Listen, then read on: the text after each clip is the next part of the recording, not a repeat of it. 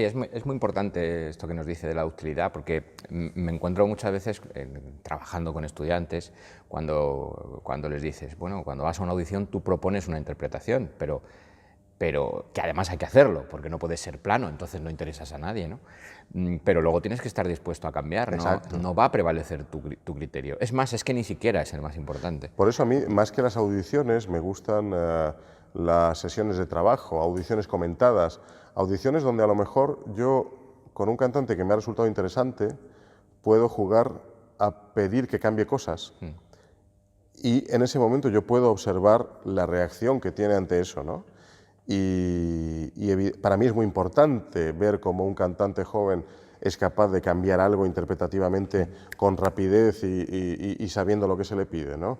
Cuando llega el cantante y canta magníficamente lo que ha cantado y tú le pides algo, no a mí, vamos a intentarlo de esta manera, y no reacciona. En ese momento tú sabes que bueno, si lo llamas para hacer una ópera, bueno, pues que sea por la gran voz que tiene o por... Pero sabes que no lo vas a mover, sabes que vas a tener que adecuarte completamente a lo que hace, no por maldad ni porque quiera imponerse como divo que todavía no es, sino porque simplemente no tiene esa ductilidad, no tiene esa capacidad de reacción. Y yo creo que eso es fundamental. A mí me encanta lo que te digo, la posibilidad de trabajar con los cantantes jóvenes, no escucharlos y ya, porque escuchando, a ver, si alguien en una audición seca me ofrece una interpretación extremadamente interesante, yo puedo figurarme que esa persona está musicalmente preparada, tiene una cultura y seguramente va a ser maleable y vamos a poder hacer música de cámara. Al final, hacer ópera no es más que el acto más expandido de música de cámara que existe. Aunque sea con 200 personas, se trata de hacer música todos juntos y ponernos de acuerdo. Claro, si yo oigo en una audición una gran voz, un cantante con una gran voz y una gran técnica, que me ofrece una versión que no es tan interesante o que incluso es de dudoso gusto, claro, si no tengo oportunidad de trabajar con él, pues es lo que te digo, yo le doy, puedo decir, bueno, me interesa alguien con este tipo de voz y yo lo llamo para hacer la ópera que sea.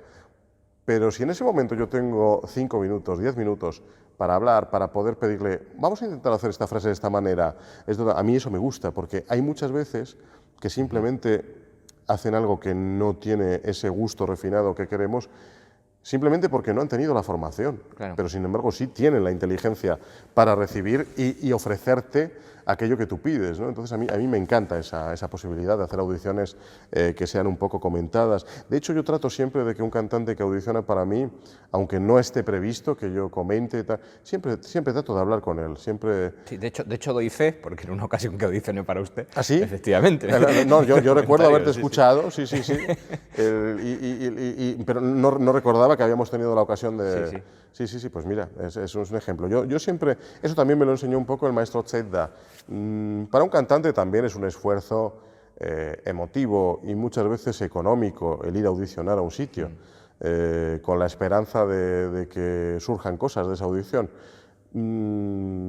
Yo pueda ofrecer trabajo concreto a ese cantante o no, a mí el maestro Zedda me enseñó que nunca debíamos dejar que un joven cantante audicionando se fuera con las manos vacías, ¿no? Por lo menos que se fuera con un consejo a nivel de repertorio, a nivel de ese área concreta que nos han cantado, o sea que, bueno, mira, me agrada que me digas que cuando audicionaste tú, yo también lo hice, ¿no? Sí. Sería malo lo contrario que dijera, pues yo audicioné y no me dijiste nada. Sí, porque sería contradictorio. Sería contradictorio, mira, pues, quiere decir que casi siempre he cumplido ese credo. A veces se encuentra con problemas de ego en jóvenes cantantes, que es algo en lo que hay que trabajar, ¿no? El ego es la causa de todos los males del mundo. Y evidentemente nuestro ambiente musical no está exento de ego. Está particularmente poblado de egos. Por un simple motivo. Tenemos mucha gente que nos aplaude. Según va avanzando la carrera de un artista, vamos perdiendo la noción de lo extraordinario que es eso. Y lo damos por costumbre, ¿no? Yo trato siempre de vivir los aplausos de un teatro con emoción. Trato siempre de saber, bueno, ahora voy a salir a saludar y esta gente que ha pagado por verme, ha hecho un esfuerzo, han venido hasta aquí, han estado 2 o 3 horas observando mi trabajo, voy a someterme a su juicio, voy a ver si han disfrutado, si no, y lo que ocurra cuando sales al escenario hay que aceptarlo con humildad, tanto para bien como para mal. Es decir, el público te puede comunicar, no he recibido con agrado tu trabajo, eso solamente tiene que darte alas para seguir trabajando y mejorar, o el público puede ser entusiasta de tu trabajo. Creo que siempre no hay nunca que perder el norte en cuanto a que si nosotros logramos hacer lo que hacemos, no es por el talento que tenemos, es por el trabajo con el que hemos rodeado ese talento. Yo cuando nací con algunos talentos para esto a lo que me dedico, puede ser que haya algo innato. Evidentemente, si yo me hubiera dedicado a otra cosa o no hubiera tenido la posibilidad de estudiar música, yo no estaría haciendo lo que hago. Claro. En realidad, lo que determina qué hacemos en la vida es el trabajo. Y al final, el trabajo es algo que te coloca en una posición mucho más humilde que el talento. ¿Por qué? Porque el talento sabes que lo tienes. Y por lo tanto, y si tienes mucho talento, o tienes una gran voz, existe el riesgo de creerte que eres un elegido divino. Cuando resulta que el mundo está lleno de talento, que por unos motivos u otros no son capaces de desarrollar trabajando. Y cuando digo no son capaces, no digo que quien tiene talento sea perezoso, digo que si hiciéramos una audición a todos los habitantes del África subsahariana,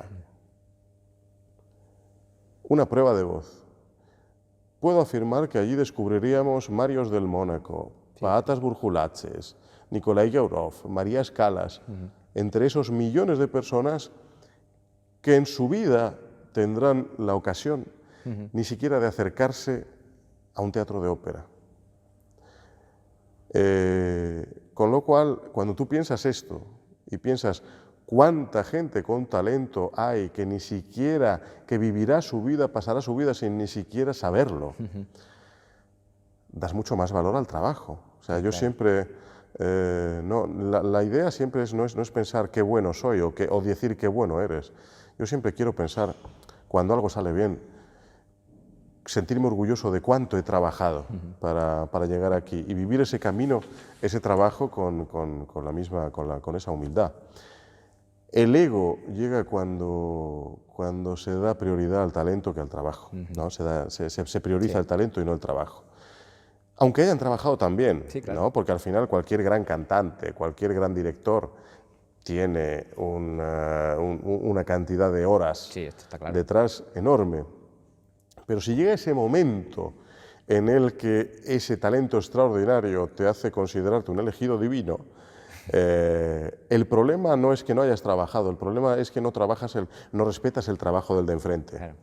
No respetas el trabajo de los demás. Es decir, si yo un día me creo Karajan o Carlos Kleiber, lo que va a ocurrir, yo evidentemente habré llegado a eso a base de trabajo, pero lo que pasa, aunque ni el mismo Karajan ni el mismo Carlos Kleiber fueran así, porque me consta que pese a la fama de Karajan que pueda tener de tirano, de tal, de cual, evidentemente era un hombre que tomaba las decisiones que tenía que tomar y que hacía por las instituciones artísticas que dirigía todo lo que él creía oportuno para que esa institución artística encabezase el mundo musical. Sí. Esto es así, pero yo conozco cantantes que han trabajado con Karajan y todos me han dicho que en el trabajo musical era un hombre extraordinariamente agradable y accesible, incluso enamorado de las voces. No sé si era Birgit Fassbander que decía que no, Karajan era maravilloso trabajar con él porque para él los cantantes éramos los elementos más importantes que él necesitaba para hacer música como él quería. ¿no? Visto a mí me gusta verlo desde ese punto de vista. Sí.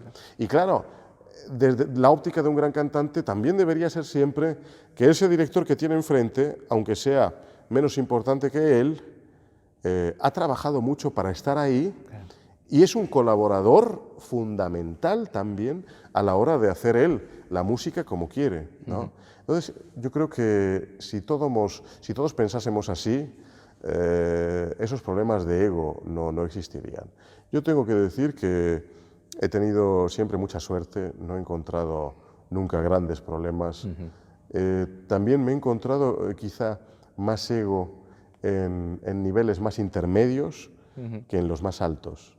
Es decir, yo gente como Mariela de Vía, gente como Roberto Alaña, como Sondra Radvanovsky, como Leo Nucci, esos artistas tan importantes que he tenido la suerte de dirigir en los primeros años de mi carrera, siempre me han tratado de igual a igual. Y además, te diré más, no me han tratado de igual a igual rebajándose ellos a mi nivel de director joven, sino llevándome de la mano al suyo. Siempre me han considerado allí. Con lo cual, al final, esto me hace pensar que los auténticos grandes no tienen tanto ego porque siguen valorando más su trabajo que su talento.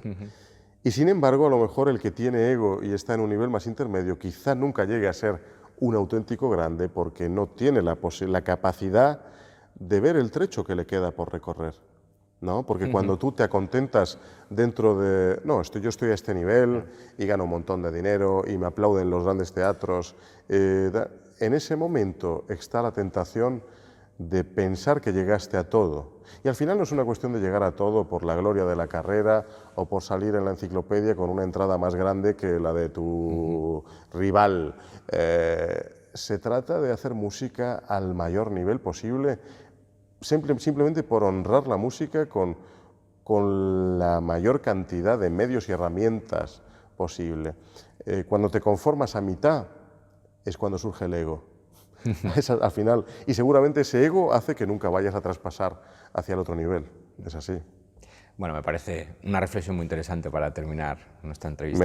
Me alegro, yo lo veo así, oye, y ojalá lo vea así toda la vida. Yo deseo hacer música en todo el mundo y a todos los niveles y yo siempre trato de reflexionar y de conservar esa humildad y de trabajar muchas horas al día para que nunca se me olvide que a todo aquello que se llega es por el trabajo y no por el talento.